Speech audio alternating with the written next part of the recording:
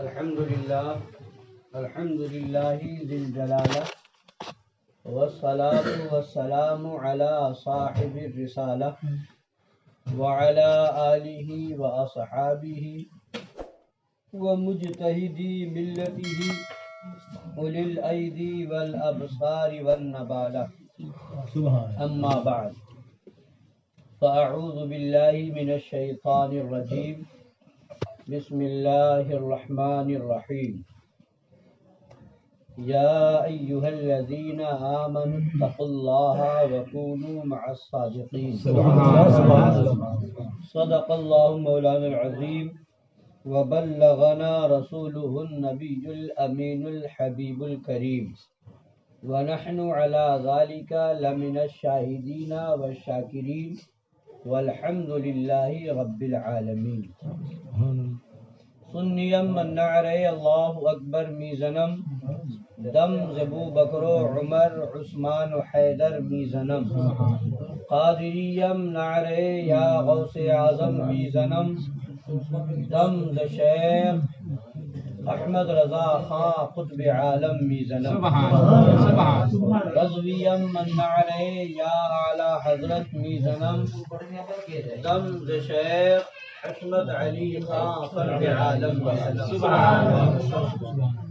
آئیے کچھ سننے اور سنانے سے پہلے ہم اور آپ مل کر اپنے آقا و مولا لمبے لمبے ہاتھوں سے بھیک دینے والے، سنہری جالیوں میں آرام فرمانے والے، اندھیری قبر میں کام آنے والے، مقام والے لامقام والے، عرب والے عجم والے، شفاعتی لأہل الکبائر کا نغمہ جاں فضا سنانے والے، میدان محشر میں ہم گناہگاروں سیاہکاروں بدکاروں کو بخشوانے والے، جہنم سے بچانے والے، جنت میں لے جانے والے، جام کوثر بھر بھر کے پلانے والے، پل صراط سے گزرتے وقت ہم گنہگاروں کے لیے رب سلم کی صدائیں لگانے والے، حضور احمد مجتبی جناب محمد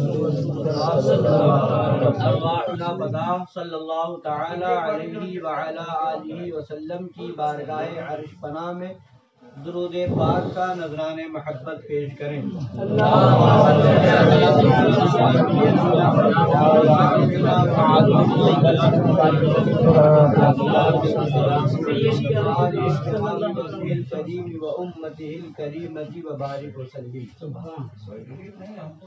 امام اہل سنت مجدد اعظم دین و ملت عظیم البرکت رفیع الدرجت آقائے نعمت دریائے رحمت امام عشق و محبت کنز الکرامت جبل الاستقامت حامی سنت ماحی شرک و بدعت قاطع کفر و ضلالت آیت من آیات اللہ معجزۃ من معجزات اللہ سیدی آقائی مولائی ملجائی سرکار اعلیٰ حضرت فاضل بریلوی رضی اللہ تعالی عنہ ارشاد فرماتے ہیں، سر سوئے روضہ پھر تجھ کو کیا، سر سوئے روضہ جھکا پھر تجھ کو کیا. یہ سر جھکا کے بوسہ لے لیا، سر جھکا کے چوم لیا، چوکھٹ کو بوسہ لے لیا، تو آج کل تک یہ وہابی اور دیوبندی کہتے تھے کہ سجدہ کر رہے ہیں، مگر آج رضوی کہلانے والا بریلوی کہلانے والا کہہ رہا ہے کہ یہ مزاروں پہ سجدہ کر رہا ہے. اور اعلیٰ حضرت نے تو پہلے فرما دیا پھر تجھ کو کیا، سر سوئے روضہ جھکا تجھ کو کیا، دل تھا ساجد نج دیا پھر تجھ کو کیا، دل تھا ساجد نج دیا پھر تجھ کو کیا. کہ دل جب ہمارا سجدہ کرنے والا ہے، فرمایا نا سرکار اعلیٰ حضرت رضی اللہ تعالیٰ عنہ نے کہ سجدہ جو ہے سر کے سجدے پر پابندی ہے نا، سر کے سجدے پر پابندی ہے، اور روکیے سر کو روکیے، ہاں یہی امتحان، پیش نظر وہ نوبہار، سجدے کو دل ہے بے قرار۔ تو اعلیٰ حضرت سرکار نے جب سرکار کا جلوہ زیبا دیکھا، وہ جلوہ پر انوار سامنے ہوا، تو فرماتے ہیں دل بے قرار ہوا کہ سجدہ کر لوں۔ پیش نظر وہ نوبہار، سجدے کو دل ہے بے قرار۔ اور صرف اعلیٰ حضرت کا دل تھوڑی بے قرار ہوا، بلکہ صحابہ کا دل بھی بے قرار ہوا کہ سرکار صحابہ کرام رضی اللہ تعالی عنہم جب حیرہ وغیرہ گئے، ملک حیرہ، وہاں دیکھا کہ دنیا کے بادشاہوں کا لوگ سجدہ کر رہے ہیں۔ واپس لوٹے تو آقا کی بارگاہ میں عرض کرتے ہیں یا رسول اللہ، یہ دنیا دار ہیں، یہ دنیا کے بادشاہ ہیں، ان کی حکومت چند روزہ ہے، آج ہے کل نہیں ہے، اور آپ کو تو آپ کے رب نے یہاں کا بھی مالک بنایا ہے، وہاں کا بھی مالک، یہ دونوں جہان آپ کے قبضہ و اختیار میں ہے۔ تو جب دنیا کے بادشاہوں کا لوگ سجدہ کر رہے ہیں تو یا رسول اللہ پھر آپ کا سجدہ کیوں نہ ہو؟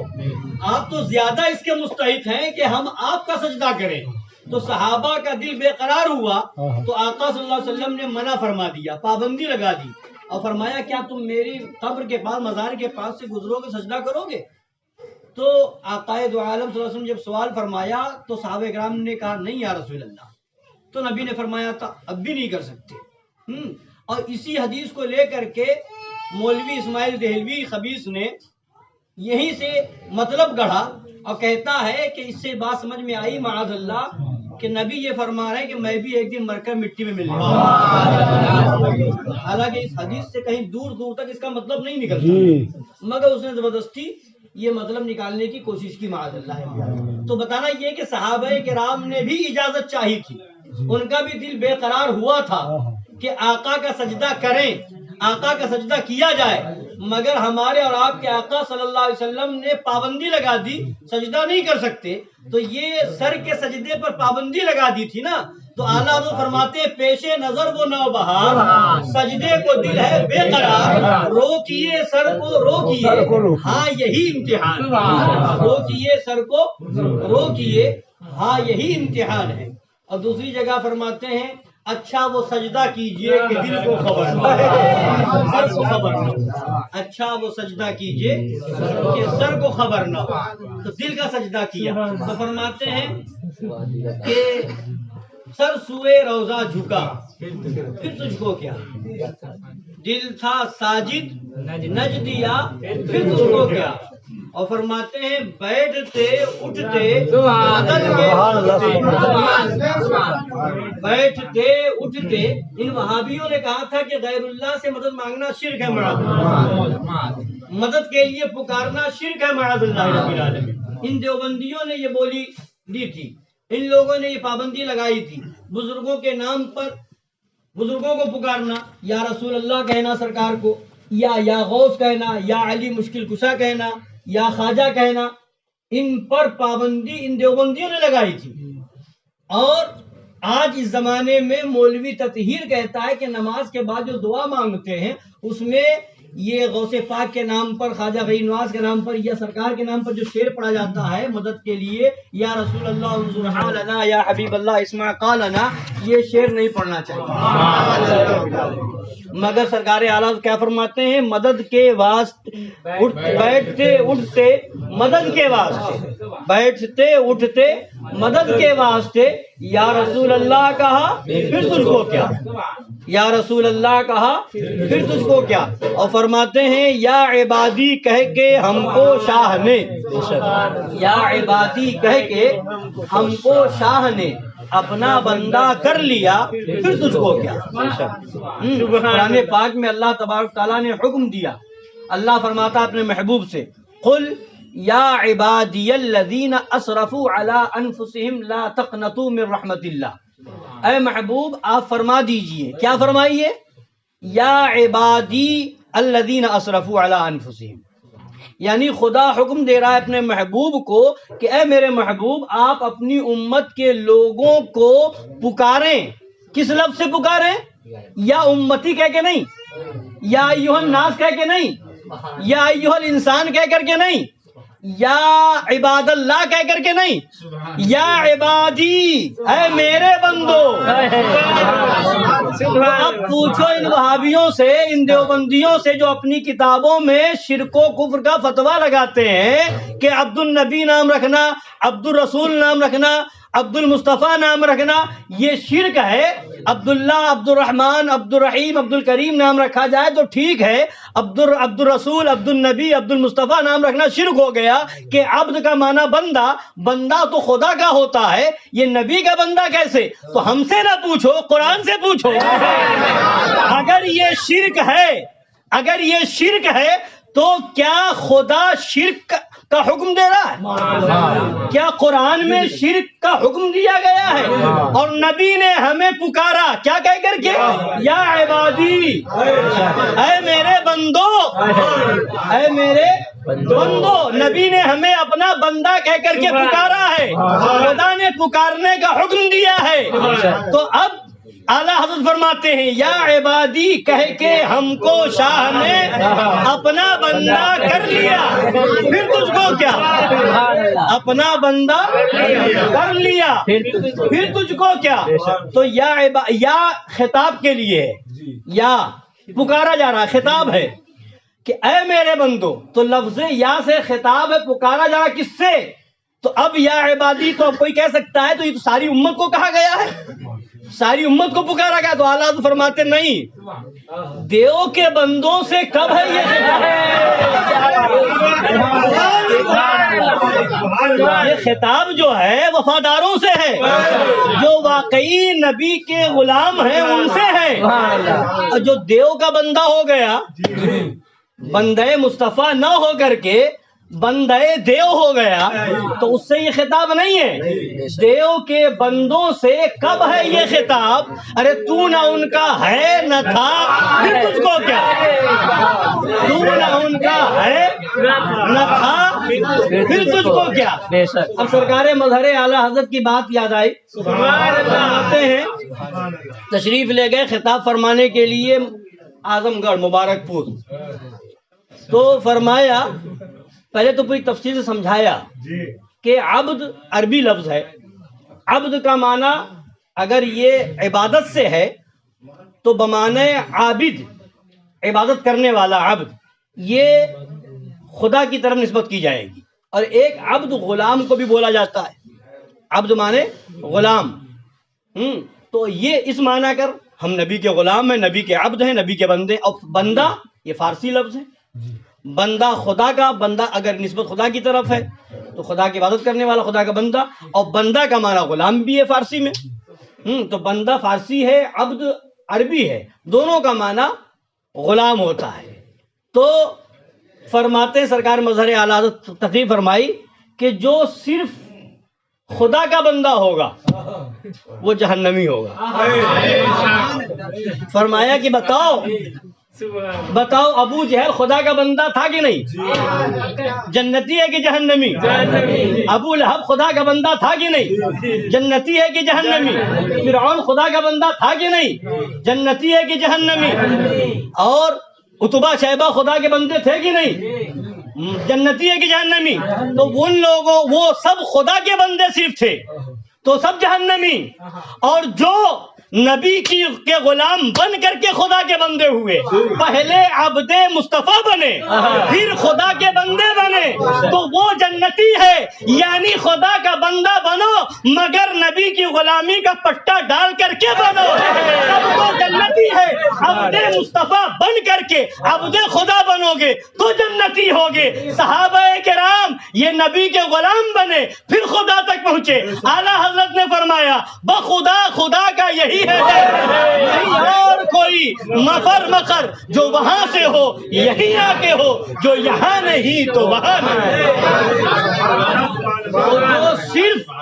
جو صرف خدا کا بندہ ہے وہ جہنمی ہے، اور جو نبی کا بندہ ہو کر خدا کا بندہ ہے وہ جنتی ہے۔ جنت اسی کو ملے گی، اس لیے کہ جائیں نہ جب تک غلام، خلد ہے سب پر حرام، ملک تو ہے آپ کا تم پہ کروڑوں دو۔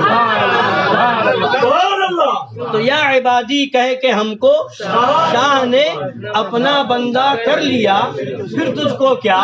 دیو کے بندوں سے کب ہے یہ خطاب، تو نہ ان کا ہے نہ تھا، پھر تجھ کو کیا؟ اور فرماتے ہیں تیری دوزخ سے تو کچھ چھینا نہیں، تیری دوزخ سے تو کچھ چھینا نہیں، خلد میں پہنچا رضا، پھر تجھ کو کیا؟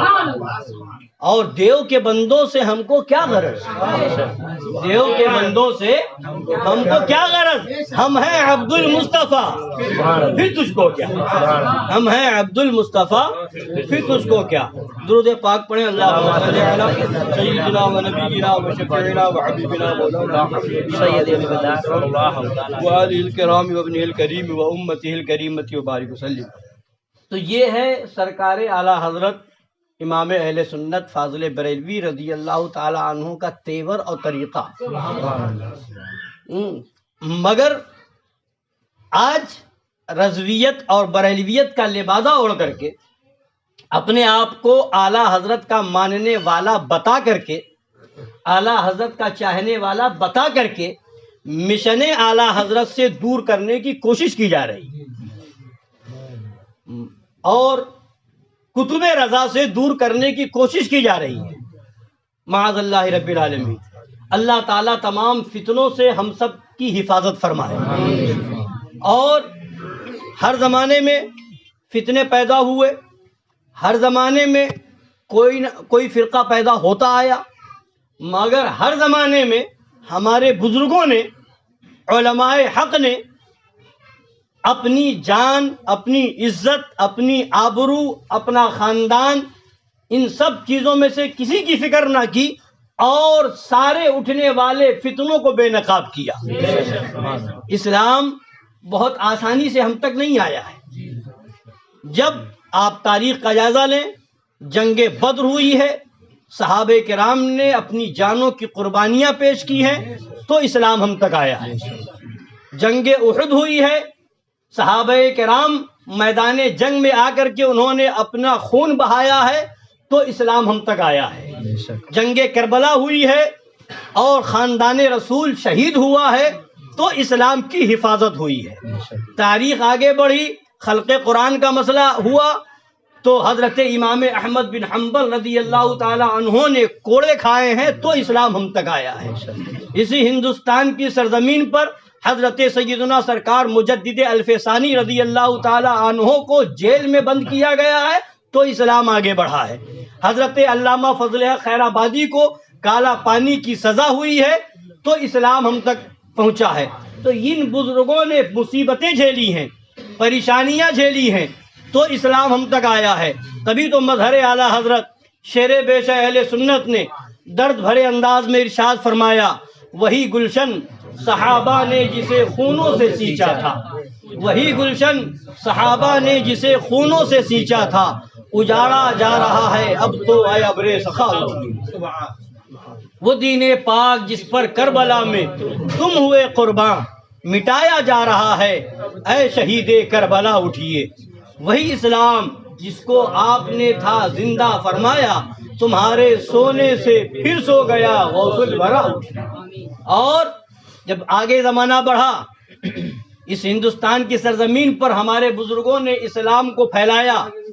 سرکار غریب نواز، سرکار مخدوم اشرف جہانگیر سمنانی، سرکار سید سالار مسعود غازی، حضرت سیدنا زندہ شاہ مدار اور تمام بزرگان دین نے اسلام کو پھیلایا، اسلام کی آبیاری فرمائی۔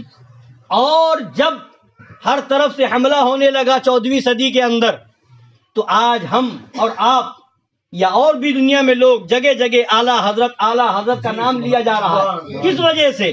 وجہ یہ ہے کہ اس زمانے میں ایک مذہب اہل سنت پر، دین اسلام پر چوطرفہ حملہ ہو رہا تھا۔ ہر طرف سے لوگ ایمان و عقیدے کو چھیننے کی اور ایمان و عقیدے کو خراب کرنے کی کوششیں کر رہے تھے۔ لوگ اسلام پر حملہ آور تھے۔ سرکار اعلیٰ حضرت امام اہل سنت مجدد اعظم دین و ملت نے ایسا دندان شکن جواب دیا اور ایسا جواب دیا کہ صرف اسی زمانے تک کے لیے نہیں بلکہ آنے والے زمانے میں بھی جو فتنہ اٹھے گا اعلیٰ حضرت نے ان فتنوں کا سد باب کر دیا ہے. جو فتنہ آئے گا، جو نئی باتیں لے کر کے آئیں گے، اعلیٰ حضرت نے ان فتنوں کا بھی رد بلیغ فرما دیا ہے اور اعلان کیا دل کے رضا ہے خنجر خونخوار برق بار، اعداء سے کہہ دو خیر منائیں نہ شر کریں، اور اگر شر کریں گے تو فرماتے ہیں یہ رضا کے نیزے کی ہے کہ عدو کے سینے میں غار ہے، کسے چارہ جوئی کا وار ہے کہ یہ وار آر سے پار ہے. تو ہر طرف سے حملہ ہو رہا تھا. لوگ اسلام پر، اہل سنت پر اعتراض کر رہے تھے. لوگ ہر طرف سے اسلام کی بنیادوں کو کھوکھلی کرنا چاہتے تھے، مگر سرکار اعلیٰ حضرت امام اہل سنت نے اپنے آرام و آسائش کو، اپنی عیش و عشرت کو، سب کو بالائے طاق رکھ کر کے پوری زندگی اعلیٰ حضرت نے ہمارے ایمان و عقیدے کی حفاظت کی خاطر فتوے دیے، تحریریں لکھی، کتابیں تصنیف فرمائی، حوالوں کا انبار لگا دیا، اور دنیا والوں کو آخری وقت میں نظر پاک دیکھ رہی تھی کہ زمانہ وہ آ رہا ہے کہ اب آنے والے زمانے میں لوگ وہابیت کے نام پہ گمراہ نہیں کریں گے، دیوبندیت کے نام پہ گمراہ نہیں کریں گے، قادیانیت کے نام پہ گمراہ نہیں کریں گے، نیچریت اور چکڑالویت کے نام پہ گمراہ نہیں کریں گے. اب آنے والا زمانہ آئے گا، اعلیٰ حضرت کی نظر دیکھ رہی تھی آنے والے زمانے میں لوگ گمراہ کریں گے تو اعلیٰ حضرت کا نام لے کر کے گمراہ کریں گے، مسلک اعلیٰ حضرت کا نعرہ لگا کر کے بھی گمراہ کریں گے، اپنے آپ کو رضوی کہلا کر کے گمراہ کریں گے، بریلوی کہلا کر کے گمراہ کریں گے. لہذا اعلیٰ حضرت نے آنے والے زمانے میں کوئی یہ نہ کہہ سکے کہ میں اعلیٰ حضرت کا خاندان والا ہوں اس لیے میری سنو، میری نسبت اعلیٰ حضرت سے یہ ہے اس لیے میری سنو، میں اعلیٰ حضرت کا خلیفہ ہوں یا خلیفہ کا بیٹا ہوں میری بات سنو، یہ کوئی کہہ کر کے گمراہ نہ کر سکے. اس لیے اعلیٰ حضرت نے وصال سے پہلے فرما دیا اے دنیا والوں، لیبل دیکھ کر کے، رضوی اور بریلوی کا لیبل دیکھ کر کے یا نام زبان پر اعلیٰ حضرت اور مسلک اعلیٰ حضرت کا نعرہ دیکھ کر کے گمراہ ہونے کی کوشش مت کرنا، بلکہ فرمایا میرا دین سمجھنا ہو، میرا مذہب سمجھنا ہو، میرا مسلک سمجھنا ہو تو کسی ایرے غیرے کے پیچھے نہ جانا، میری کتاب اٹھا کر کے دیکھنا.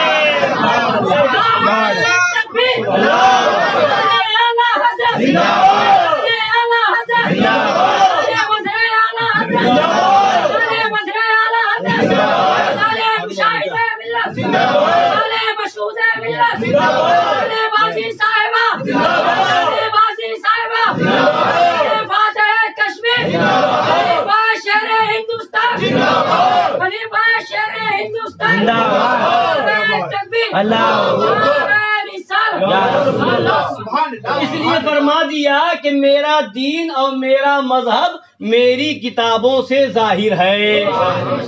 اعلیٰ سرکار نے کتابوں میں سب کچھ لکھ دیا اور فرمایا کہ میرا دین اور میرا مذہب میری کتابوں سے ظاہر ہے. اس پر مضبوطی سے قائم رہنا ہر فرض سے اہم فرض ہے. اس پر مضبوطی سے قائم رہنا ہر فرض سے اہم فرض ہے. تو یہ اعلیٰ حضرت سرکار نے ہمیں وصیت فرما دی. دنیا سے تشریف لے جانے سے پہلے معیار دے دیا کہ جس کو بھی دیکھنا کہ میرا نام لیتا ہے اسی پر ناپ لینا، اسی معیار پر تول لینا، اگر اس پر کھرا اترے سمجھ لینا میرا ہے، اور اگر اس کے خلاف جائے، اگر اس کے برخلاف ہو، کہیں کا ہو، خاندان کا ہو، بریلی شریف کا ہو، کسی بھی شریف کا ہو، کسی بھی خانقاہ کا ہو، اگر اعلیٰ حضرت کی کتاب کے خلاف جائے تو اس سے دور ہو جانا اور دنیا کو بتا دینا انہیں جانا انہیں مانا، نہ رکھا غیر سے کام، للہ الحمد میں دنیا سے مسلمان ہو گیا. یا رسول اللہ، یا رسول اللہ، اعلیٰ حضرت میدان خلفائے راشدین زندہ باد، میدان اہل بیت اطہار زندہ باد، چمن چمن گلی گلی، چمن چمن گلی گلی، اور دل کا کر خاتمہ تطہیری کا کر خاتمہ مکتب کے اعلیٰ حضرت مشرب شہر سنت فیضان شہر ہندوستان فیضان سنابل ملت فیضان شمائل ملت نعرہ تکبیر نعرہ رسالت. تو اعلیٰ حضرت سرکار نے آنے والے زمانے میں کون کس رنگ میں آئے گا، کس روپ میں آئے گا، وہ بھی بتا دیا. فرمایا کہ اب لوگ کہتے ہیں، کچھ لوگ تو وہ بھی ہیں کہ کہتے ہیں کہ اعلیٰ حضرت نے تو کہیں نہیں لکھا صلح کلی ایسے یا صلح کلی ویسے، مگر بات یہ ہے کہ آنکھ والا تیرے جلووں کا تماشا نہیں ہے، کور کو کیا ہے نظر کیا دیکھے. تو اعلیٰ حضرت نے پہلے ہی یہ کہتے ہیں کہ اعلیٰ حضرت نے کہیں نہیں لکھا، مگر اعلیٰ حضرت نے پہلے ہی پہچان بتا دی کہ صلح کلی کی پہچان کیا ہوگی. فرمایا صلح کل والوں کی زبانیں ہر مجلس کا رنگ دیکھ کر بولتی ہیں. صلح کل والوں کی زبانیں ہر مجلس کا رنگ دیکھ کر بولتی ہیں. یعنی رنگ کیا ہے، تقریر کرنے والا جا کر کے معلوم کرتا ہے یہاں لوگ کیا پسند کرتے ہیں. شاعر جا کر کے جلسہ کرنے والوں سے پوچھتا ہے کیسا کلام یہاں چلے گا، کیسے کلام کو لوگ پسند کرتے ہیں. رنگ دیکھ کر کے بولنے والا، رنگ دیکھ کر کے پڑھنے والا وہ کوئی اور تو ہو سکتا ہے مگر رنگ رضا والا نہیں ہو سکتا ہے. اعلیٰ حضرت نے فرمایا یہ جس کے اندر ہو مجلس کا رنگ دیکھے، لوگ کیا پسند کرتے ہیں، لوگ کیا چاہتے ہیں، لوگ کیسا سننا چاہتے، مجلس کا رنگ دیکھ کر کے بولے. فرمایا سمجھ لو وہ صلح کلی ہے. صلح کل والوں کی زبانیں ہر مجلس کا رنگ دیکھ کر بولتی ہیں، یہ اعلیٰ حضرت نے فرمایا. اب اے اعلیٰ حضرت یہ تو صلح کلیت کا رنگ آپ نے بتا دیا، یہ صلح کل والوں کا رنگ آپ نے بتا دیا، مگر یہ بھی تو بتائیں کہ آپ کا رنگ کیا ہے، رنگ رضا کیا ہے. تو فرماتے الحمدللہ خامے برق بار رضا خرمن سوزیے نجدیت میں سب سے نرالا رنگ رکھتا ہے. خرمن سوزیے نجدیت میں سب سے نرالا رنگ رکھتا ہے. یعنی اعلیٰ حضرت فرما رہے میرا رنگ یہ ہے کہ رنگ رضا یہ ہے کہ جو وہابیت، دیوبندیت، رافضیت، قادیانیت، صلح کلیت کے خرمن میں آگ لگاتا ہو سمجھ لو وہ رنگ رضا میں. اور آپ تاریخ پڑھے، اعلیٰ حضرت کا دور آیا، اعلیٰ حضرت کے دور کے بعد یہ رنگ ملا تو سرکار مظہر اعلیٰ، سرکار مظہر اعلیٰ حضرت کے بعد سرکار مشاہد ملت کو ملا. اور اس زمانے میں آپ دیکھیں سرکار شیر ہندوستان کی ذات ہے، وہ رنگ لے کر کے گھوم رہے ہیں. اور بدلنے والوں نے کوششیں کی کہ بدل دیں، لوگوں نے چاہا ان کی آواز بدل دی جائے، ان کا رنگ بدل دیا جائے، سودا کرنے کی کوششیں کی گئی، مگر جو رنگ رضا اور رنگ شیر رضا میں رنگ چکا تھا بتا دیا کہ میں تو اس شیر کا شہزادہ ہوں جس نے بہت برسوں پہلے کہا تھا کیوں دبے جس سے دبے ہے جو تیرے در کے گلاب غوث اعظم کی حفاظت میں ہے بندہ.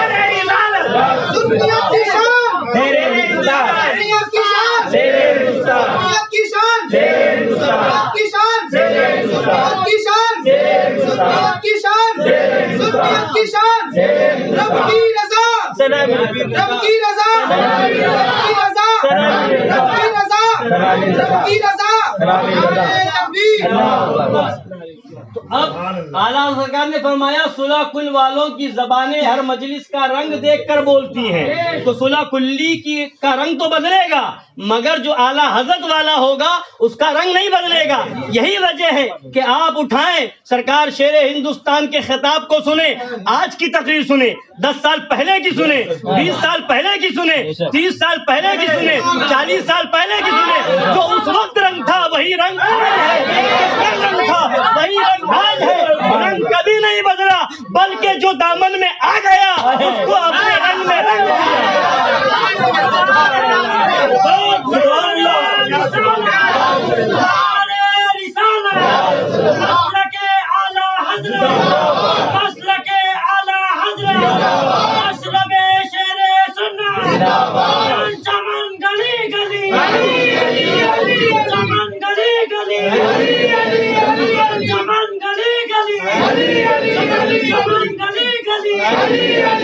जवान गली गली शमशीर आला हजरत शमशीर आला हजरत शमशीर आला हजरत शमशीर आला हजरत अशरफ शेरे सुन्नत नारे रिसाला नारे रिसाला।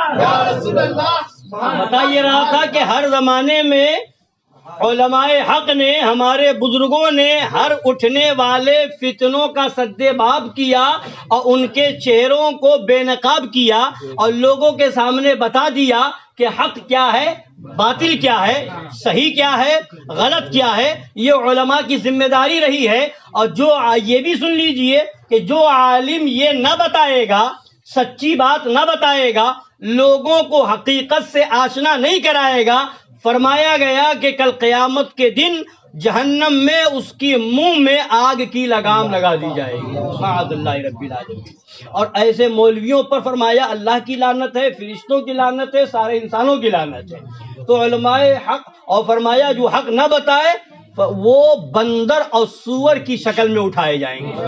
ऐसे मौलवी बंदरों और सूअरों की शक्ल में उठाए जाएंगे। माअज़ल्लाहि रब्बिल आलमीन। तो हर जमाने में यह हुआ, फितने उठे, मगर उलमाए हक ने अपनी जिम्मेदारी निभाई और लोगों को आगाह किया। इस जमाने में भी फितना आया, आला हजरत का नाम लेकर आया, मसलके आला हजरत का नारा लगा करके आया, अपने आप को रज़वी और बरेलवी कह करके आया, मगर सारी बातें, सारी कहानी, सारी फिक्र, सारी सोच वही वहाबियों वाली, वही देवबंदियों वाली। अब आप जरा सोचें कि आज से चंद साल पहले कहीं पर अगर कोई ये कहता कि ये उर्स करना गलत है तो लोग कहते ये वहाबी हो गया। कहीं पर अगर मजार पर जाने पर एतराज होता या उसको गलत कोई कहता तो लोग कहते ये वहाबी है। कहीं पर अगर नजरो नियाज फातिहा पर कोई एतराज करता तो लोग कहते ये वहाबी है, ये देवबंदी है। मगर ये कितना बड़ा वक्त का अलमिया है कि आला हजरत का नाम ले करके, अपने नाम में रज़वी और बरेलवी लगा करके किताब लिखी जा रही है। किताब का नाम जिक्र खुदा और इमाम अहमद रजा। किताब का नाम जिक्र खुदा और इमाम अहमद रजा। आला हजरत सरकार का नाम ले करके किताब लिख रहा है। नाम के आगे अपने नाम में ततहीर रज़वी और बरेलवी लिख रहा है। किताब बरेली शरीफ में बिक रही है और उसके अंदर क्या लिखा जा रहा है? ये किताब की फोटो कापी है, किताब रखी हुई है ऊपर। फरमाया, लिखता है इसके अंदर कि जिसको अल्लाह के जिक्र और उसकी इबादत में मजा ना आता हो, बुजुर्गों, पीरों, वलियों से उसकी मोहब्बत व अकीदत, उनकी नियाज़ें, फातिहाएं, उर्सो लंगर, उनके नारे और उनके नाम पर जलसे जुलूस सब गैर मकबूल, नापसंदीदा, बल्कि गुमराही के रास्ते। जलसों को, बुजुर्गों के नाम पर जलसों को और उर्स को, लंगर को, जुलूस को, नियाज और फातिहा को, इन सब चीजों को क्या लिख दिया? गुमराही के रास्ते। माअज़ल्लाह, माअज़ल्लाह। ये किसी सुन्नी की बोली हो सकती है? ये किसी आला हजरत वाले की बोली हो सकती है? अच्छा, फिर जब ये सब चीजें गुमराही का रास्ता है तो अब बताइए कौन सुन्नी है जो उर्स ना करता हो? कौन सुन्नी है जो लंगर ना करता हो? कौन सुन्नी है जो फातिहा ना दिलाता हो? कौन सुन्नी है जो जलसा जुलूस ना करता हो या जलसे जुलूस में ना जाता हो? सारे सुन्नी हैं, कभी ना कभी तो फातिहा दिलाते ही हैं, कभी ना कभी तो उर्स करते ही हैं, बुजुर्गों से अक़ीदत व मोहब्बत रखते ही हैं। तो अब सारे सुन्नियों को इस इबारत में, इस किताब में इस शख्स ने गुमराही के रास्ते पर बता दिया। मुझे बताया नहीं बताया?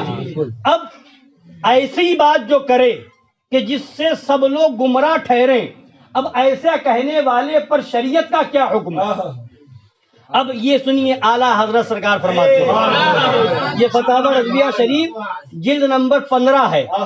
इसके अंदर सरकार आला हजरत शिफा शरीफ जो इमाम काजी अयाद रज़ी अल्लाह तआला अन्हु की किताब है उसका हवाला नकल फरमाते हैं नक़्तउ बितकफ़ीर कुल्लि क़ाइलिन क़ाला क़ौलन युतवस्सलु बिही इला तज़लीलिल उम्मा। तर्जुमा सुनिए, यानी हजरत काजी अयाद रज़ी अल्लाह तआला अन्हु ने शिफा शरीफ में लिखा है कि जो कोई ऐसी बात कहे, जो कोई ایسی بات کہے جس سے تمام امت کو گمراہ ٹھہرانے کی طرف راہ نکلے، گمراہ ٹھہرانے کی طرف راہ نکلے، وہ یقیناً کافر ہے، وہ یقیناً کافر ہے۔ ایسی بات کوئی کہے جس سے ساری امت گمراہ ٹھہرے تو وہ کیا ہے؟ کافر ہے۔ یقیناً کافر ہے۔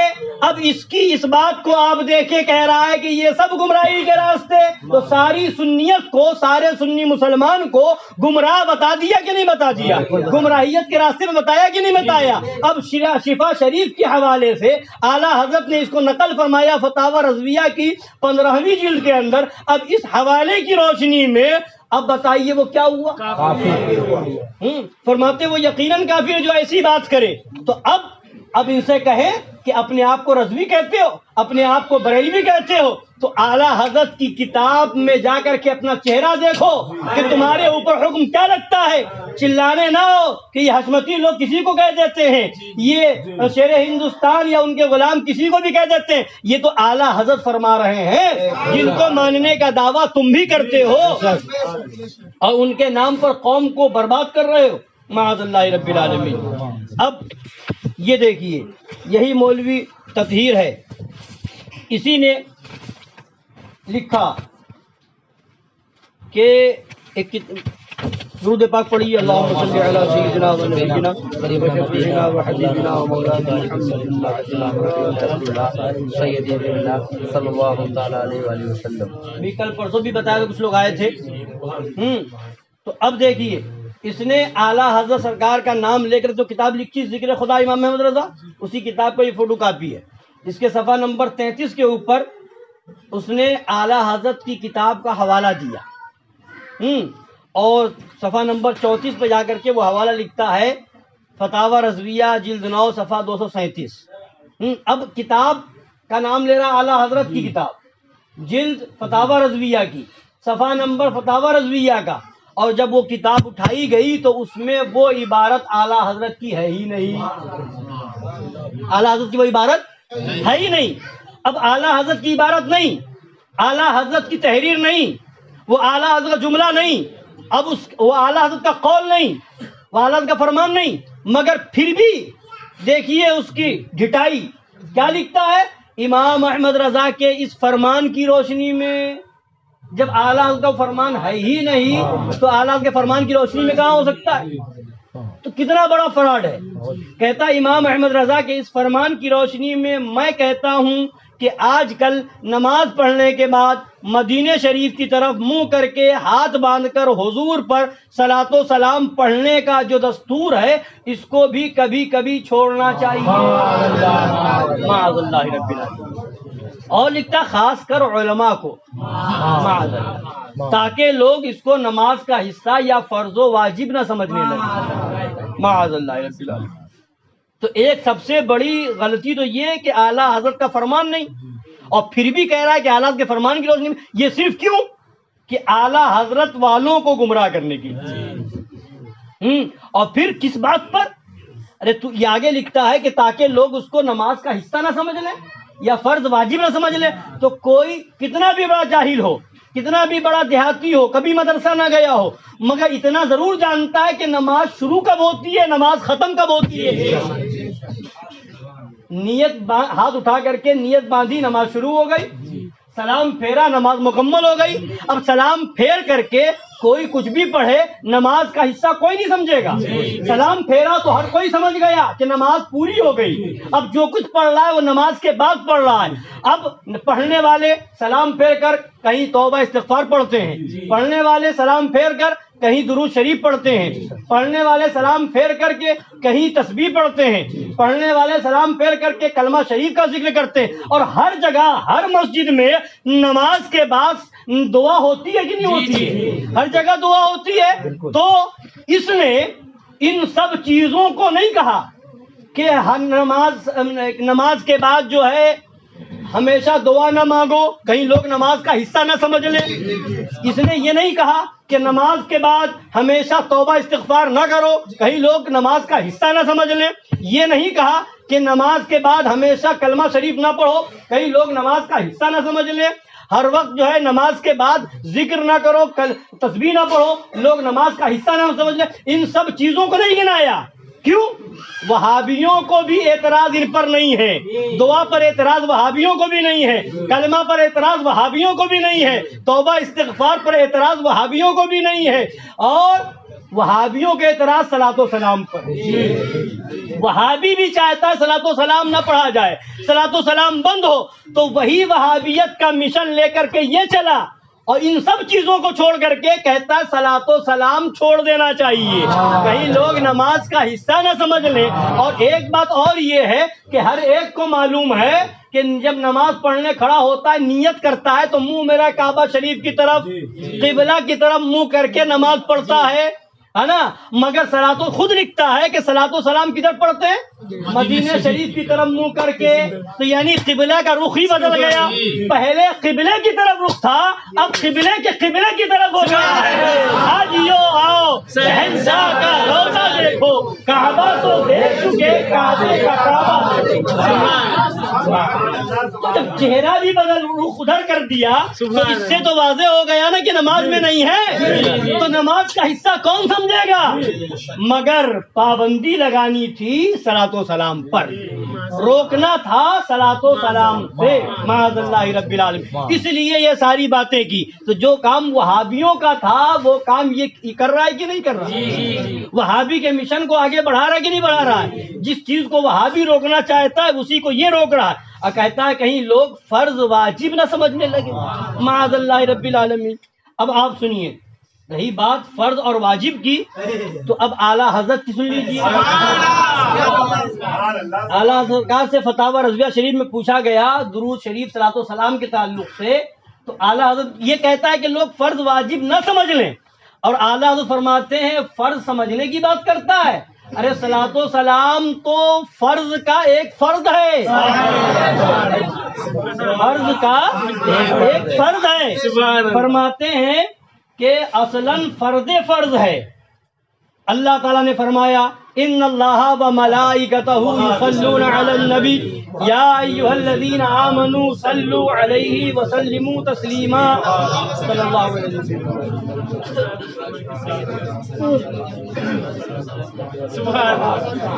یعنی ترجمہ سنیے، بے شک اللہ اور اس کے سب فرشتے درود بھیجتے ہیں اس نبی پر، اے ایمان والو درود بھیجو ان پر اور خوب سلام عرض کرو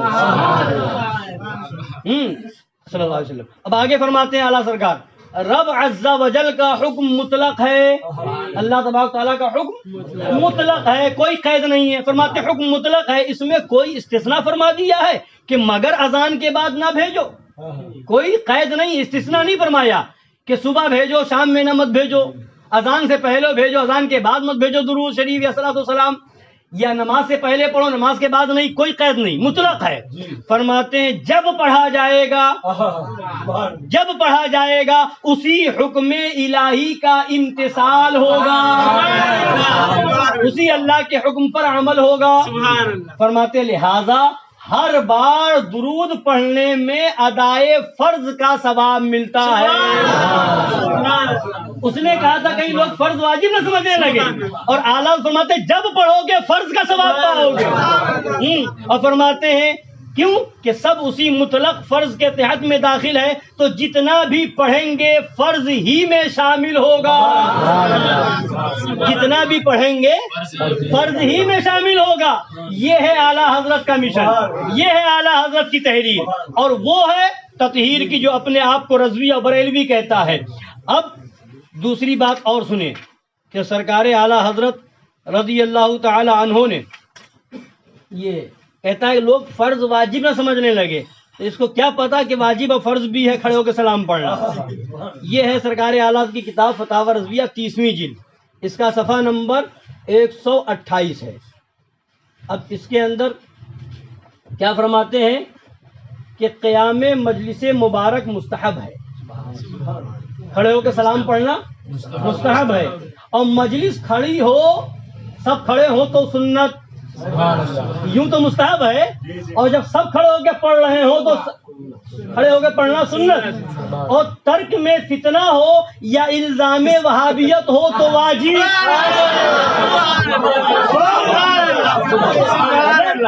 اگر کھڑے ہو کر کے سلام پڑھنے میں کوئی یہ سمجھے کہ یہ وہابی تو نہیں، اگر وہابیت کا الزام لگ رہا ہو تو فرماتے اب واجب ہے کھڑے ہو کر کے سلام پڑھنا۔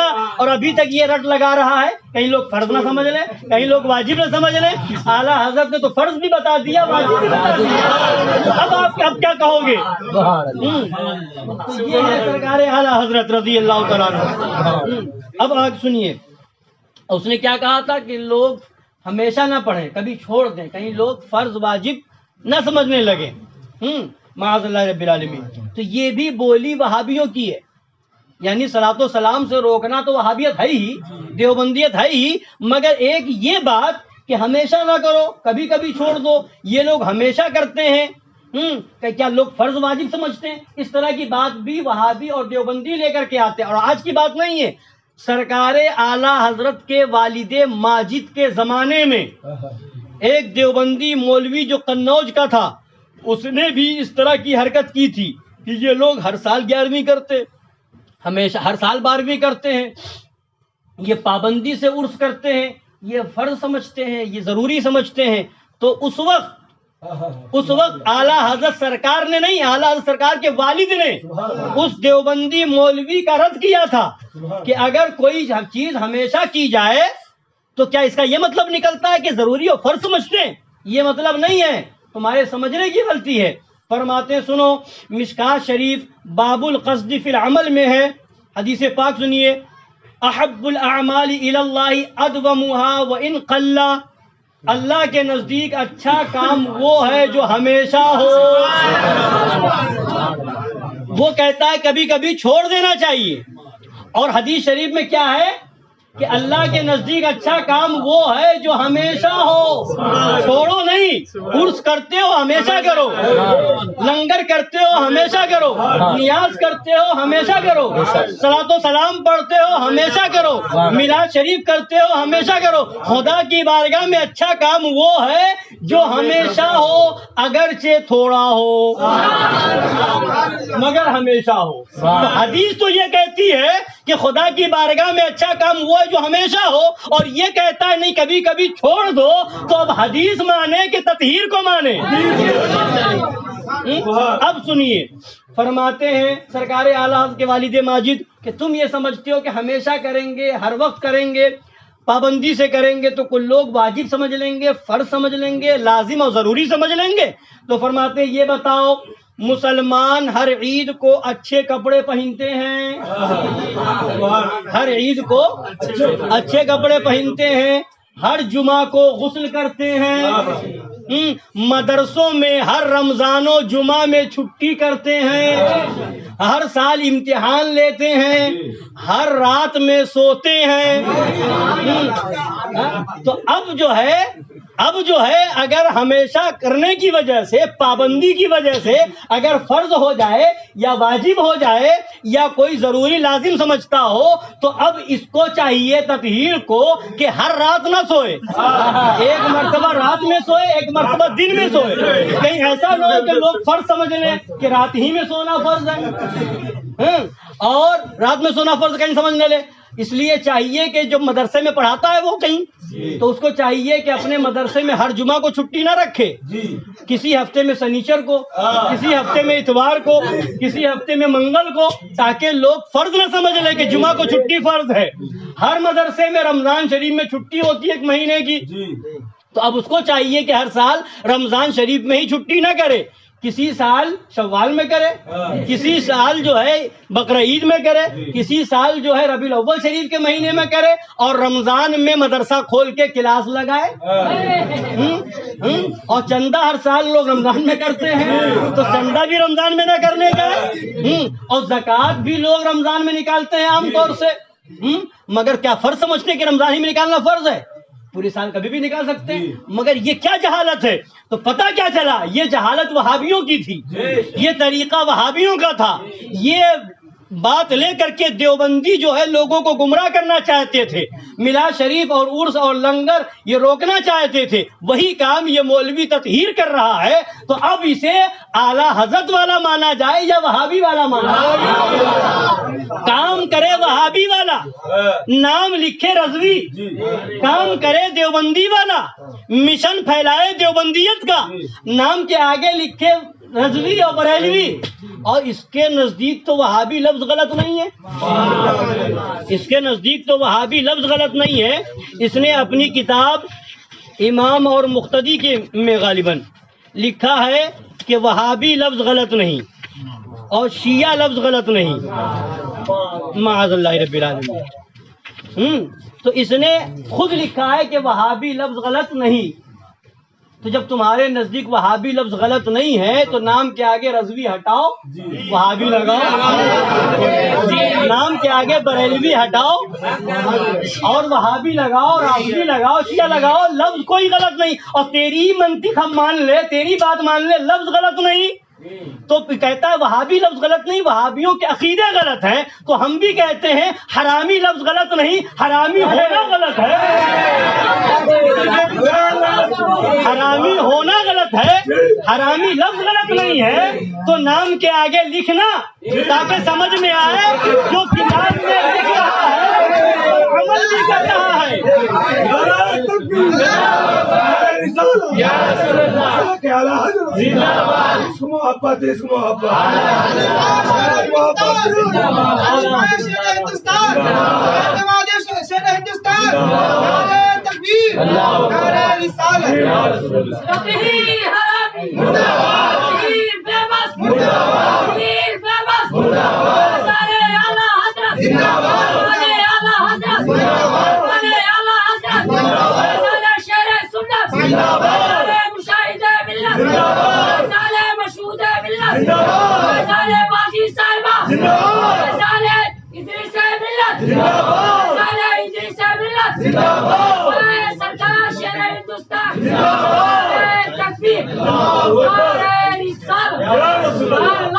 بس ایک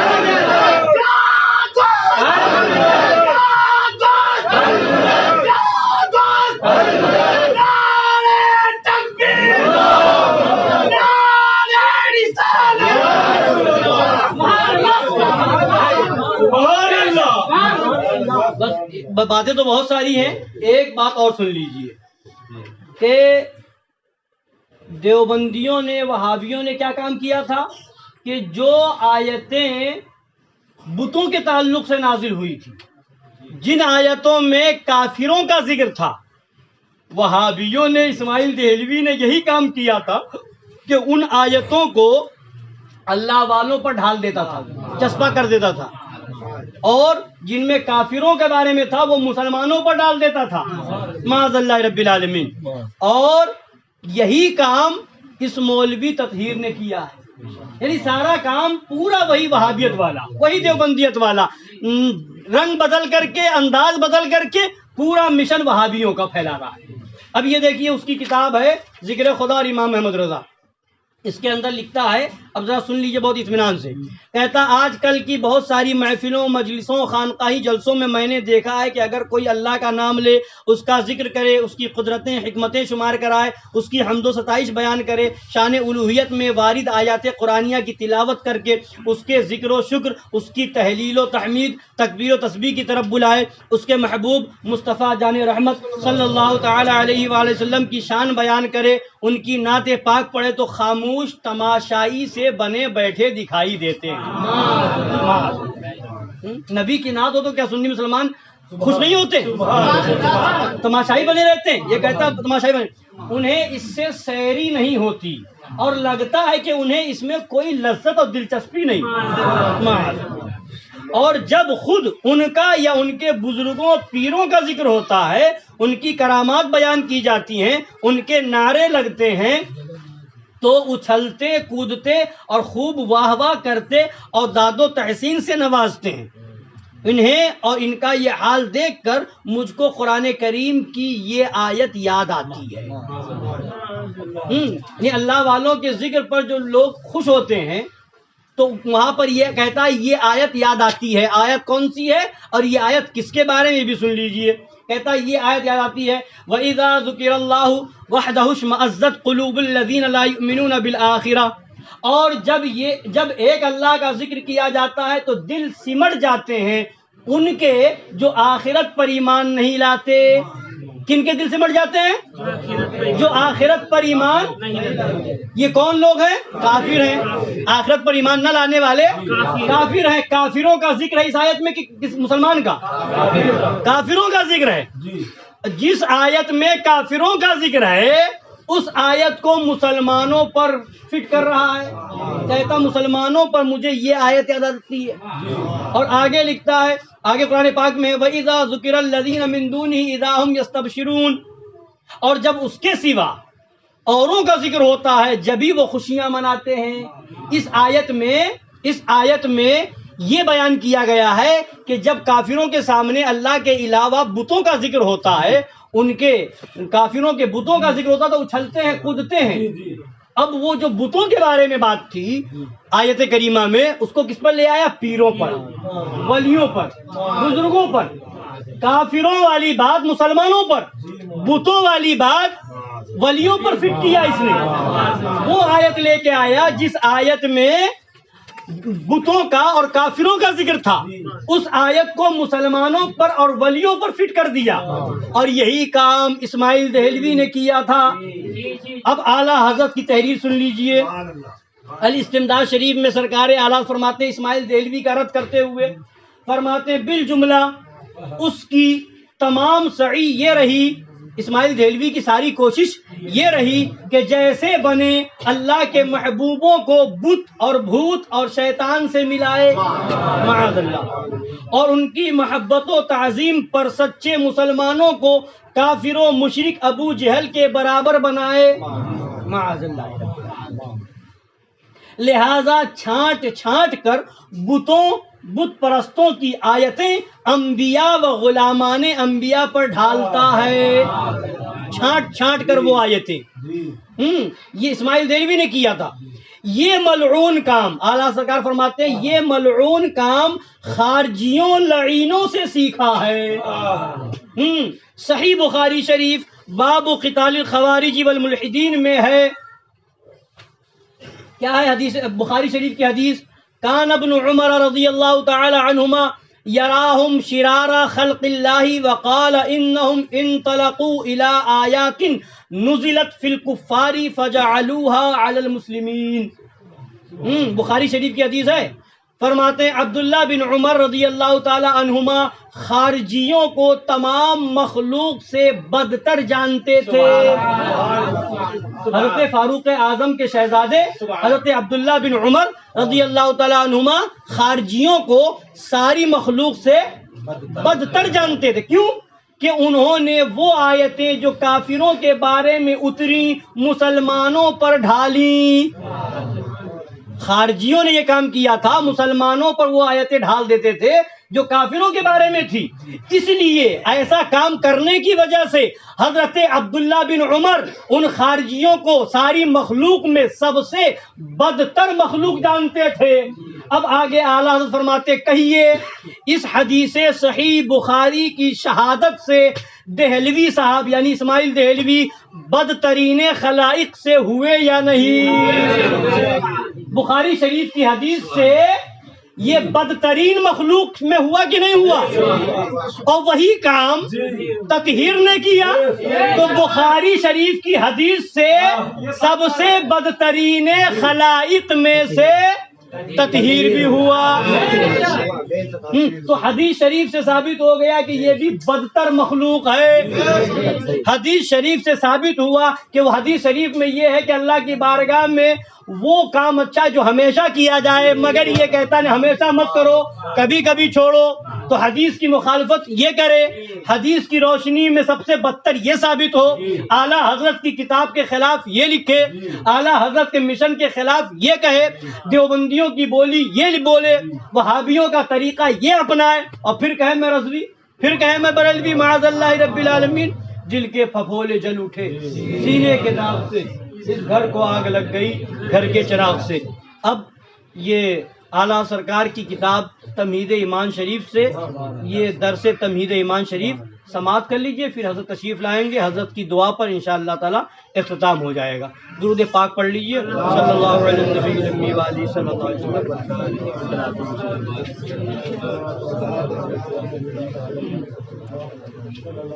10-15 منٹ بیٹھیے، یہ اعلیٰ سرکار کا مشن کیا ہے اس کو سمجھیے، اعلیٰ حضرت نے کیا درس دیا ہے اس کو سمجھیے، اور دل میں جگہ دیجئے اور دیکھیے کہ ایمان کیا ہے، ایمان کس چیز کا نام ہے۔ فرماتے ہیں تمہارا رب عز و جل فرماتا ہے قل ان کان آباؤکم و ابناؤکم و اخوانکم و ازواجکم و عشیرتکم و اموال اقترفتموها و تجارت تخشون کسادها ومساکن ترضونها احب الیکم من اللہ ورسولہ وجہاد فی سبیلہ فتربصوا حتی یأتی اللہ بامرہ واللہ لا یہدی القوم الفاسقین۔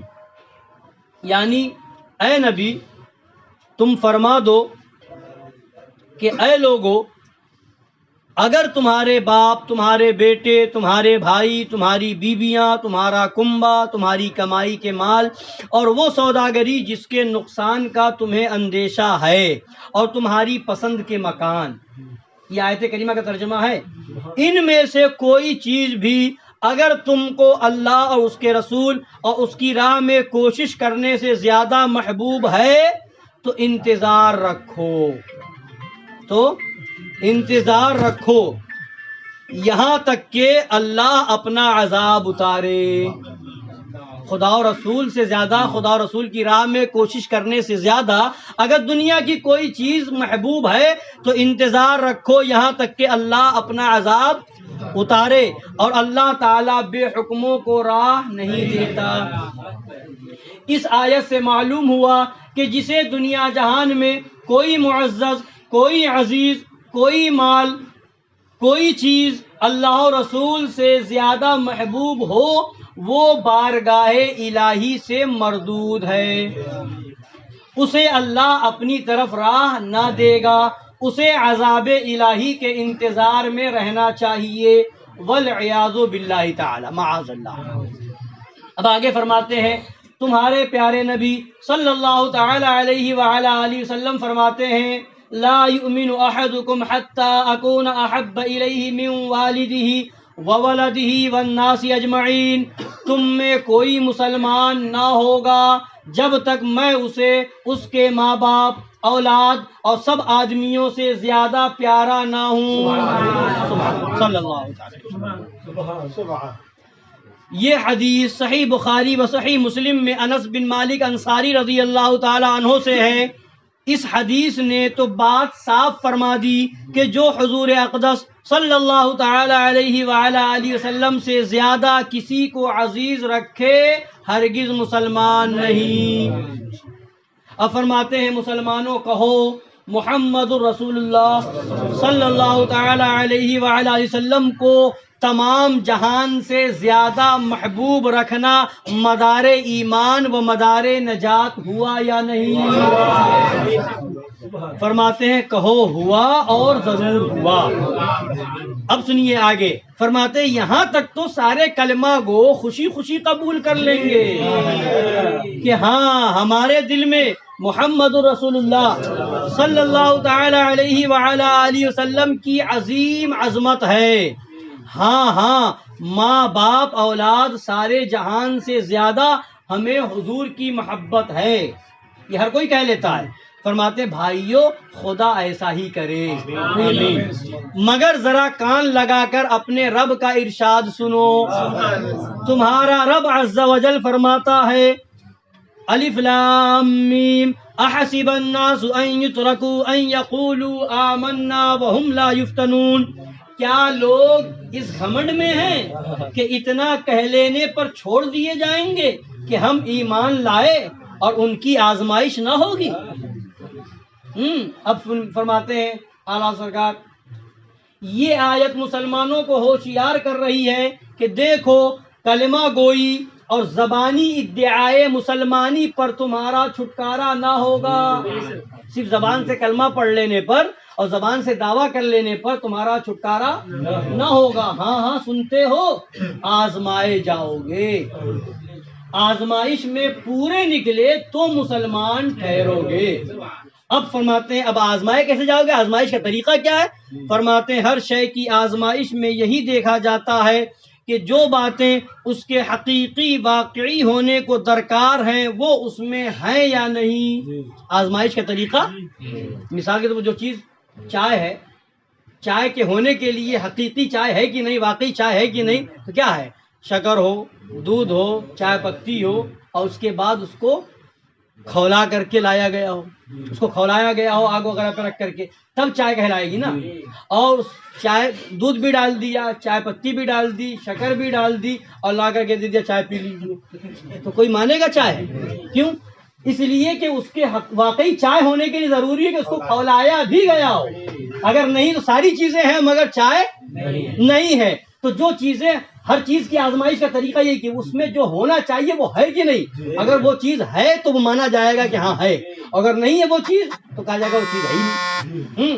اسی طریقے سے فرماتے بلا تشبیہ و تمثیل، فرماتے ہیں ہر شے کی آزمائش میں یہی دیکھا جاتا ہے کہ جو باتیں اس کے حقیقی واقعی ہونے کو درکار ہے وہ اس میں ہیں یا نہیں۔ ابھی قرآن و حدیث ارشاد فرما چکے کہ ایمان کے حقیقی و واقعی ہونے کو دو باتیں ضرور ہیں۔ ایمان کے حقیقی اور واقعی ہونے کے لیے دو چیزیں ضروری ہیں۔ نمبر ایک محمد رسول اللہ صلی اللہ تعالی علیہ وآلہ وسلم کی تعظیم، نمبر دو محمد رسول اللہ صلی اللہ تعالی علیہ وآلہ آلہ وسلم کی محبت کو تمام جہان پر تقدیم، سرکار کی محبت سب سے اوپر ہو، ماں باپ اولاد خاندان سب سے بڑھ کر کے سرکار کی محبت، یہ دو چیزیں ہیں ایمان کے لیے۔ فرماتے ہیں تو اس کی آزمائش کا یہ صریح طریقہ ہے کہ تم کو جن لوگوں سے کیسی ہی تعظیم، کتنی ہی عقیدت، کتنی ہی دوستی، کیسی ہی محبت کا علاقہ ہو، جیسے تمہارے باپ، تمہارے استاد، تمہارے پیر، تمہارے بھائی، تمہارے احباب، تمہارے اصحاب، تمہارے مولوی، تمہارے حافظ، تمہارے مفتی، تمہارے واعظ وغیرہ وغیرہ کسے باشد کوئی ہو، جب وہ محمد رسول اللہ صلی اللہ تعالی علیہ وآلہ آلہ وسلم کی شان اقدس میں گستاخی کریں، اصلاً تمہارے قلب میں ان کی عظمت، ان کی محبت کا نام و نشان نہ رہے، نام و نشان بھی محبت کا نہ رہے، فوراً ان سے الگ ہو جاؤ، دودھ سے مکھی کی طرح نکال کر پھینک دو، ان کی صورت، ان کے نام سے نفرت کھاؤ، پھر نہ تم اپنے رشتے، علاقے، دوستی، الفت کا پاس کرو، نہ اس کی مولویت، شیخیت، بزرگی، فضیلت کو خطرے میں لاؤ، کوئی چیز خطرے میں نہیں۔ کیوں کہ آخر یہ جو کچھ تھا محمد رسول اللہ صلی اللہ تعالی علیہ وآلہ آلہ وسلم ہی کی غلامی کی بنا پر تھا۔ جب یہ شخص انہی کی شان میں گستاخ ہوا، پھر ہمیں اس سے کیا علاقہ رہا، پھر ہمیں اس سے کیا علاقہ رہا، اس کے جبے عمامے پر کیا جائیں؟ کیا بہتیرے یہودی جبے نہیں پہنتے، امامے نہیں باندھتے؟ اس کے نام علم، یہ بہت بڑا عالم ہے، بہت بڑا علامہ ہے، یہ ہے وہ ہے، اس کے نام علم اور ظاہری فضل، اس کے نام علم اور ظاہری فضل کو لے کر کیا کریں؟ کیا بہتیرے پادری بکثرت فلسفی بڑے بڑے علوم و فنون نہیں جانتے؟ بہت بڑے بڑے فلسفی ہیں، بہت بڑے علم رکھنے والے، اور ابلیس سے بڑا کون عالم ہوگا؟ وہ تو فرشتوں کو پڑھاتا تھا۔ تو فرماتے ہیں کیا بہتیرے پادری بکثرت فلسفی بڑے بڑے علوم و فنون نہیں جانتے؟ اور اگر یہ نہیں، یعنی اگر جو گستاخ ہے اس کو دور نہ کیا، اس سے نفرت نہ کی، تو فرماتے ہیں اگر یہ نہیں بلکہ محمد رسول اللہ صلی اللہ تعالی علیہ وآلہ وسلم کے مقابل تم نے اس کی بات بنانی چاہی، اس نے حضور سے گستاخی کی اور تم نے اس سے دوستی نباہی، یا اسے ہر برے سے بدتر برا نہ جانا، یا اسے برا کہنے پر برا مانا، یا اسی قدر کہ اس امر میں تم نے بے پرواہی منائی، یعنی بے پرواہی بھی اگر کی، ارے ہوگا کوئی گستاخی کیا ہوگا، ہوگا کوئی وہابی ہوگا، نہیں، بے پرواہی بھی نہیں، بتانا پڑے گا لوگوں کو، قوم کو بتانا پڑے گا کہ ان سے دور رہیں، ان سے بے پرواہی بھی نہیں چلے گی۔ فرماتے یا اسی قدر کہ تم نے اس امر میں بے پرواہی منائی یا تمہارے دل میں اس کی طرف سے سخت نفرت نہ آئی، تو للہ اب تم ہی انصاف کر لو کہ تم ایمان کے امتحان میں کہاں پاس ہو۔ یعنی یہ فرما دیا کہ ایمان کے امتحان میں جب پاس ہوگے کہ گستاخ رسول وہابی دیوبندی سے کسی طرح کی دوستی نہیں ہوگی، وہ گستاخ رسول وہابی دیوبندی کو ہر برے سے بدتر برا جانو گے، وہابی دیوبندی کا رد ہو، اس کو برا کہا جائے تو تمہیں برا نہ لگے، اور لاپرواہی بھی نہ ہو، لاپرواہی بھی نہ ہو، ہر معاملے میں اس کا خیال رہے، رشتہ کرنے جاؤ پوچھو وہابی تو نہیں ہو، دعوت کھانے جاؤ پوچھ لو اس میں وہابی تو نہیں آیا ہے، امام ہے تم نماز پڑھنے سے پہلے امام وہابی سے تو نہیں ملتا ہے، یہ لاپرواہی نہیں۔ فرماتے ہیں یہ سب اور اس کی طرف سے سخت نفرت بھی دل میں ہو، یہ سب کچھ ہوگا تب ایمان کے امتحان میں پاس۔ اگر ایک بات بھی کم ہو گئی تو فرماتے ہیں تم ایمان کے امتحان میں کہاں پاس ہوئے۔ اب آگے فرماتے ہیں قرآن و حدیث نے جس پر حصول ایمان کا مدار رکھا تھا اس سے کتنی دور نکل گئے۔ یہاں ایمان کے لالے پڑے اور سمجھ رہے ہیں کہ ہم بہت بڑے علامہ ہیں اور بہت بڑے فہامہ ہیں اور یہ ہیں، ایمان کیا ہے وہ اعلیٰ حضرت فرما رہے ہیں۔ وہابیوں کے ساتھ کھا بھی آئے، دیوبندیوں کے ساتھ کھا بھی آئے اور سمجھ رہے ہیں ہم تو بہت بڑے پکے سنی ہیں معاذ اللہ۔ تو فرماتے ہیں مسلمانوں کیا جس کے دل میں محمد رسول اللہ صلی اللہ تعالی علیہ وآلہ وسلم کی تعظیم ہوگی وہ ان کے بدگو کی وقات کر سکے گا، اگرچہ اس کا پیر یا استاد یا پدر ہی کیوں نہ ہو؟ کیا جسے محمد رسول اللہ صلی اللہ تعالی علیہ وسلم تمام جہان سے زیادہ پیارے ہوں وہ ان کے گستاخ سے فوراً سخت شدید نفرت نہ کرے گا، اگرچہ اس کا دوست یا برادر یا پسر ہی کیوں نہ ہو؟ للہ اپنے حال پر رحم کرو اور اپنے رب کی بات سنو، دیکھو وہ کیوں کر تمہیں اپنی رحمت کی طرف بلاتا ہے۔ دیکھو رب عز و جل فرماتا ہے لا تجد قوما یؤمنون باللہ والیوم الآخر یوادون من حاد اللہ ورسولہ الی آخر الآیہ۔ ترجمہ سنیے، اللہ فرما رہا ہے تو نہ پائے گا انہیں جو ایمان لاتے ہیں اللہ اور قیامت پر کہ ان کے دل میں ایسوں کی محبت آنے پائے جنہوں نے خدا و رسول سے مخالفت کی۔ ایمان والے ان سے دوستی نہیں کریں گے، اچھا چاہے وہ ان کے باپ یا بیٹے یا بھائی یا عزیز ہی کیوں نہ ہوں۔ یہ ہے وہ لوگ جن کے دلوں میں اللہ نے ایمان نقش کر دیا اور اپنی طرف کی روح سے ان کی مدد فرمائی، اور انہیں باغوں میں لے جائے گا جن کے نیچے نہریں بہ رہی ہیں، ہمیشہ رہیں گے ان میں، اللہ ان سے راضی اور وہ اللہ سے راضی، یہی لوگ اللہ والے ہیں۔ سنتا ہے اللہ والے ہی مراد کو پہنچے۔ اب فرماتے ہیں سرکار اعلیٰ حضرت اس آیت کریمہ میں صاف فرما دیا کہ جو اللہ یا رسول کی جناب میں گستاخی کرے مسلمان اس سے دوستی یہ کس میں ہے؟ قرآن میں. یہ کس میں ہے؟ اللہ کا. مسلمان اس سے دوستی نہیں کرے گا. شادی میں بلانے کا مطلب کیا ہوتا ہے؟ دوستی یا دشمنی؟ شادی میں اسی کو تو بلائے گا جس سے دوستی ہوگی کہ دشمن کو بلائے گا. گھر میں اسی کو جائے گا جس کو دوست سمجھے گا. اپنے گھر میں اسی کو تو آنے دے گا جس کو دوست سمجھے گا. تو فرمایا اللہ تبارک تعالیٰ نے کہ جو خدا و رسول کا گستاخ ہوگا ایمان والا اس سے دوستی نہ کرے گا. اب آگے جملہ سن لیجئے. جس کا صریح مفاد یہ ہوا کہ جو اس سے دوستی کرے گا وہ مسلمان نہ ہوگا. جو اسے دوستی کرے گا وہ مسلمان نہ ہوگا. اس کا صاف مطلب ہو گیا جو دوستی کرے گا مسلمان. اب شادی میں وہابی کو بلائے تو اب بتاؤ کیسا مسلمان؟ جس شادی میں دیوبندی ہو اس میں جا کے کھائے تو کیسا مسلمان؟ دیوبندی کے گھر جائے تو کیسا مسلمان؟ یہ تو قرآن کی آیت کا صاف مطلب ہے کہ مومن وہ ہوگا، مسلمان وہ ہوگا جو دوستی نہ کرے گا ان سے. اس کا مطلب صاف ہے جو دوستی کرے گا وہ مسلمان نہ ہوگا. پھر اس کا حکم قطعاً عام ہونا بالتصریح ارشاد فرمایا کہ باپ، بیٹے، بھائی، عزیز سب کو گنایا. یعنی کوئی کیسا ہی تمہارے زعم میں معظم یا کیسا ہی تمہیں بالطبع محبوب ہو، ایمان ہے تو گستاخی کے بعد اس سے محبت نہیں رکھ سکتے، اس کی وقاعت نہیں مان سکتے، ورنہ مسلمان نہ رہو گے. اب آگے فرماتے ہیں مولا سبحانہ و تعالی کا اتنا ہی فرمانا بس مسلمان کے لیے بس تھا. خدا اتنا فرما دیتا کافی تھا. اللہ کا حکم ہے ماننا پڑے گا، مگر دیکھو وہ تمہیں اپنی رحمت کی طرف بلاتا ہے، اپنی عظیم نعمتوں کا لالچ دلاتا ہے کہ اگر اللہ و رسول کی عظمت کے آگے تم نے کسی کا پاس نہ کیا، کسی سے علاقہ نہ رکھا تو تمہیں کیا کیا فائدے حاصل ہوں گے. اللہ نے وہ فائدے بتائے، وہ 7 چیزیں سنیے.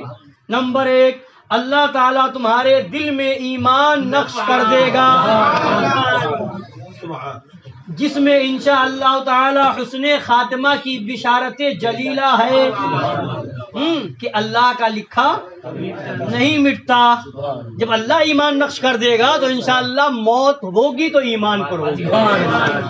نمبر 2، اللہ تعالی روح القدس سے تمہاری مدد فرمائے گا. یہ شیطان گمراہ کرنے آتا ہے، اس کو بھی چھوڑ دو گے، اس کو بھی چھوڑ دو گے، اس سے بھی الگ ہو جاؤ گے تو محلے میں کیسے رہو گے، خاندان میں کیسے رہو گے، زندگی کیسے گزارو گے. ارے جب خدا مدد کرے گا تو کسی کی کیا کرے گا؟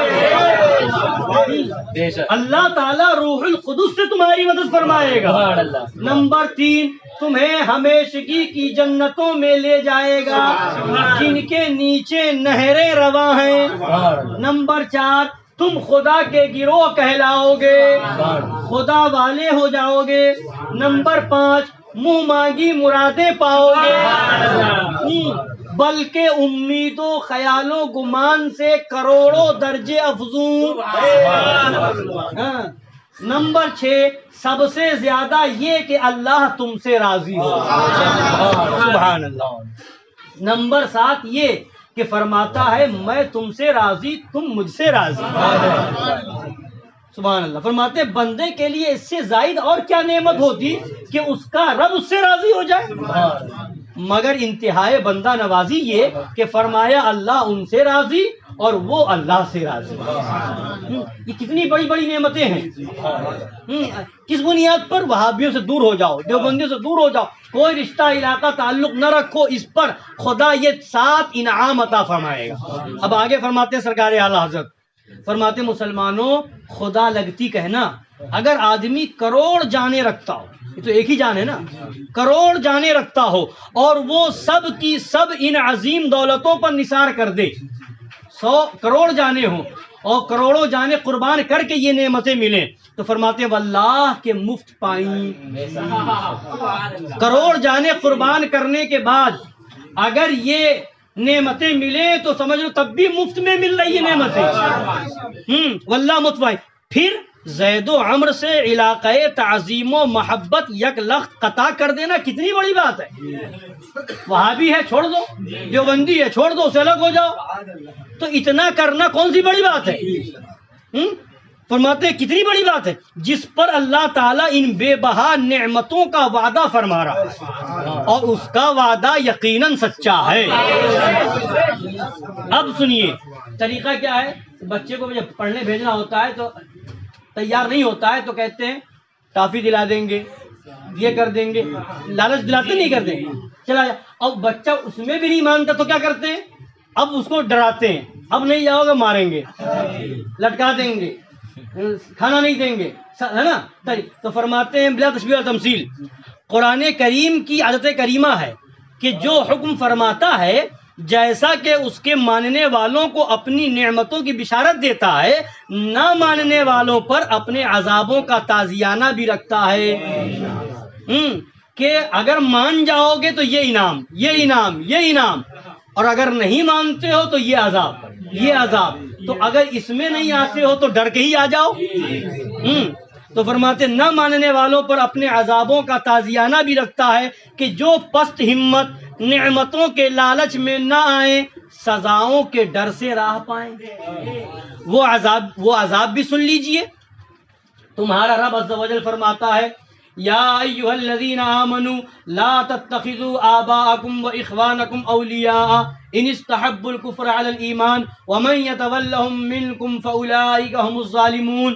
اے ایمان والو، اپنے باپ اپنے بھائیوں کو دوست نہ بناؤ اگر وہ ایمان پر کفر پسند کریں، اور تم میں جو ان سے رفاقت کریں، دوستی کریں، تو وہی لوگ ستمگار ہیں، ظالم ہیں۔ اور فرماتا ہے یا ایھا الذین آمنوا لا تتخذوا عدوی وعدوکم اولیاء الی آخر الآیہ۔ اے ایمان والو، میرے اور اپنے دشمنوں کو دوست نہ بناؤ۔ تم چھپ کر ان سے دوستی کرتے ہو اور میں خوب جانتا ہوں جو تم چھپاتے ہو اور جو ظاہر کرتے ہو۔ جو خدا فرما رہا ہے میں خوب جانتا ہوں، وہاں کسے چھپاؤ گے؟ اور تم میں جو ایسا کرے گا وہ ضرور سیدھی راہ سے بہکا۔ تمہارے رشتے اور تمہارے بچے تمہیں کچھ نفع نہ دیں گے قیامت کے دن۔ یہاں رشتہ داری دیکھ رہے ہو، یہاں خاندان دیکھ رہے ہو، یہاں محلے داری دیکھ رہے ہو، اور قیامت کے دن کوئی فائدہ نہیں دے گا۔ اس دن کا سوچو، کچھ نفع نہ دیں گے قیامت کے دن۔ اللہ تم میں اور تمہارے پیاروں میں جدائی ڈال دے گا کہ تم میں ایک دوسرے کے کچھ کام نہ آ سکے گا، اور اللہ تمہارے اعمال کو دیکھ رہا ہے۔ اور فرماتا ہے وَمَن يَتَوَلَّهُم مِّنكُمْ فَإِنَّهُ مِنْهُمْ إِنَّ اللَّهَ لَا يَهْدِي الْقَوْمَ الظَّالِمِينَ۔ جو تم میں ان سے دوستی کرے گا تو بے شک وہ انہی میں سے ہے، بے شک اللہ ہدایت نہیں کرتا ظالموں کو۔ یہ 3 آیتیں ہوئی۔ فرماتے ہیں پہلی 2 آیتوں میں تو ان سے دوستی کرنے والوں کو ظالموں گمراہ ہی فرمایا تھا، اس آیہ کریمہ نے بالکل تصفیہ فرما دیا، صاف فرما دیا کہ جو ان سے دوستی رکھے وہ بھی انہی میں سے ہے، انہی کی طرح کافر ہے۔ وَمَن يَتَوَلَّهُم مِّنكُمْ فَإِنَّهُ مِنْهُمْ، جو ان سے دوستی کرے وہ انہی میں سے ہے، انہی کی طرح کافر ہے۔ ان کے ساتھ ایک رسی میں باندھا جائے گا، اور وہ کوڑا بھی یاد رکھیے کہ تم چھپ چھپ کر ان سے میل رکھتے ہو، اور میں تمہارے چھپے ظاہر سب کو خوب جانتا ہوں۔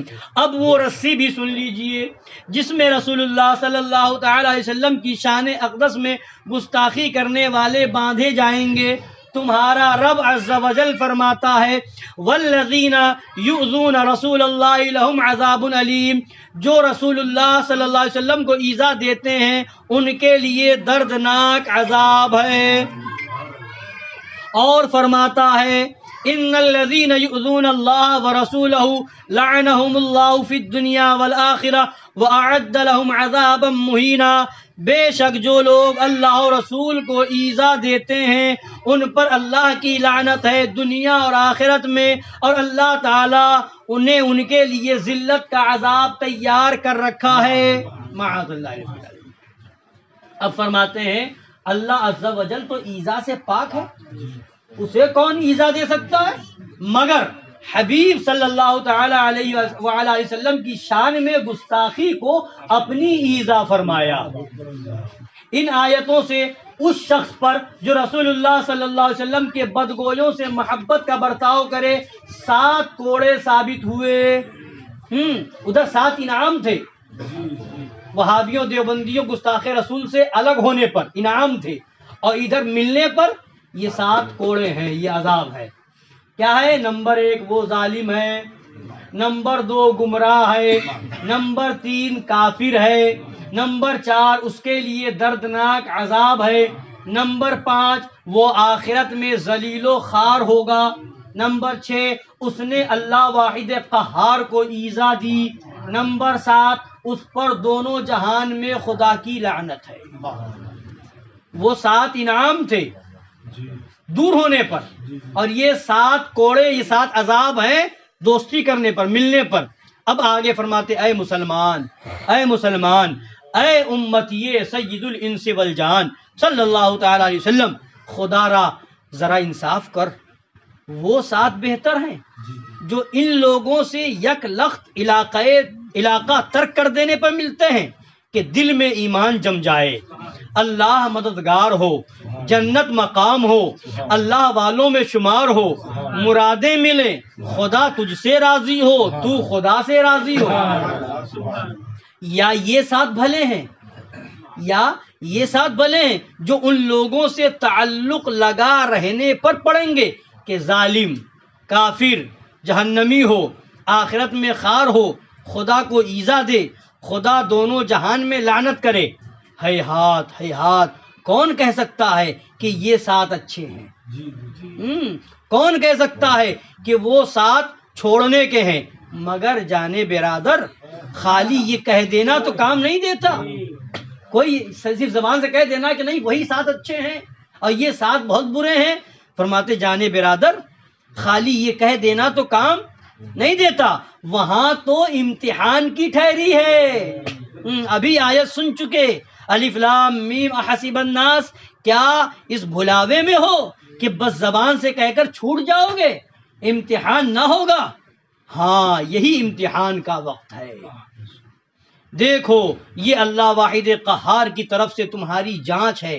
دیکھو وہ فرما رہا ہے کہ تمہارے رشتے، علاقے قیامت میں کام نہ آئیں گے، مجھ سے توڑ کر کس سے جوڑتے ہو؟ دیکھو وہ فرما رہا ہے کہ میں غافل نہیں، میں بے خبر نہیں، تمہارے اعمال دیکھ رہا ہوں، تمہارے اقوال سن رہا ہوں، تمہارے دلوں کی حالت سے خبردار ہوں۔ دیکھو بے پرواہی نہ کرو، پرائے پیچھے اپنی عاقبت نہ بگاڑو، اللہ و رسول کے مقابل ضد سے کام نہ لو۔ دیکھو وہ تمہیں اپنے سخت عذاب سے ڈراتا ہے، اس کے عذاب سے کہیں پناہ نہیں۔ دیکھو وہ تمہیں اپنی رحمت کی طرف بلاتا ہے، بے اس کی رحمت کے کہیں نباہ نہیں۔ دیکھو اور گناہ تو نرے گناہ ہوتے ہیں، اور گناہ تو نرے گناہ ہوتے ہیں جن پر عذاب کا استحقاق ہو مگر ایمان نہیں جاتا۔ شراب پی لی، جوا کھیل لیا، جھوٹ بول دیا تو یہ گناہ ہے مگر اس سے ایمان نہیں جاتا۔ عذاب ہو کر خواہ رب کی رحمت حبیب کی شفاعت سے بے عذاب ہی چھٹکارا ہو جائے گا، یا ہو سکتا ہے مگر یہ محمد رسول اللہ صلی اللہ تعالی علیہ وآلہ وسلم کی تعظیم کا مقام ہے، ان کی عظمت، ان کی محبت مدار ایمان ہے۔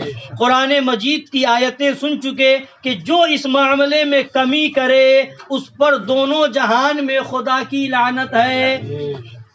دیکھو جب ایمان گیا پھر اصلاً ابد الآباد تک کبھی کسی طرح ہرگز اصلاً عذاب شدید سے رہائی نہ ہوگی۔ اگر ایمان چلا گیا تو پھر کوئی رہائی نہیں، ہمیشہ ہمیں جہنم میں، کوئی رہائی نہ ہوگی۔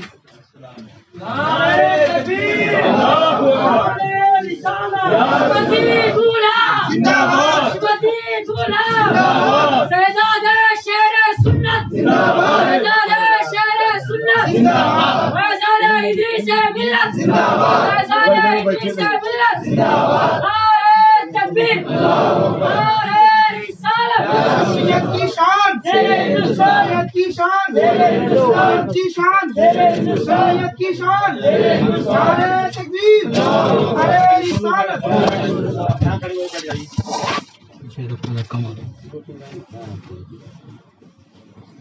بیٹھیے خوشی بیٹھے بس 2-3 لائنیں سن لیجیے.